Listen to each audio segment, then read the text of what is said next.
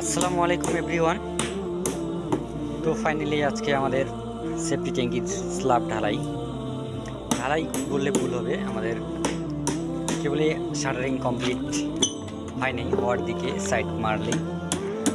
তারপর দেখতে পাচ্ছেন আমাদের এই সেফটি ট্যাঙ্কটা মালিক সকালবেলায় বলে গিয়েছে এই ট্যাঙ্কটাকে আজকে ফুল ঢালাই করে দিয়ে চলে যেতে হবে। তো আমরা তো ভাবছিলাম, ঢালাই রেডি করেছিলাম যে ট্যাঙ্কগুলো ভর্তি করার জন্য। পরে ঠিকাদার এসে বললো না, এইভাবে না, এটার উপরে শাটারিং মারতে হবে, মানে পাটাই বানাইতে হবে, তার উপরে আমাদের রড ব্যান্ডিং করে ঢালাই দিতে হবে। তো ফাইনালি আমার এই ভাইটা শাটারিং রেডি করে ফেললো।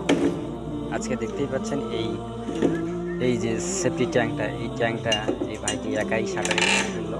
এখন রড ব্যান্ডিং করার পরে লাঞ্চ টাইমের পর আমরা ঢালাই শুরু করব। তো দেখতে পাচ্ছেন এখানে আমাদের দুইজন মাটি लेवल করতেছে। यहाँ पे मिट्टी लेवल कर रहा है। तो यहाँ का एक अच्छा चीज़ क्या है आप लोगों को दिखाने वाला हूँ अभी मैं। দেখতে পাচ্ছেন চারদিকে যে সবুজে ঘেরা টি গার্ডেন, এখানে কাজ করার একটা মজাই আলাদা।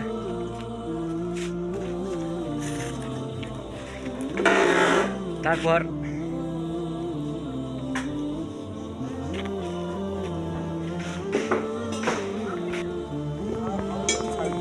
হ্যাঁ এই যে আমাদের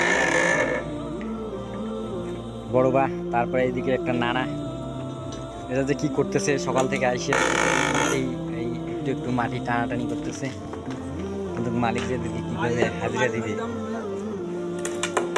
তারা ঘুরেই খাটুনির কাজ করতেছে। দেখতে পাচ্ছেন নানা শুধু চারদিকে এদিক ওদিক কী খোঁজাখুঁজি করে, মাঝে মাঝে আবার এই বাগানের মাঝখানেও যায়।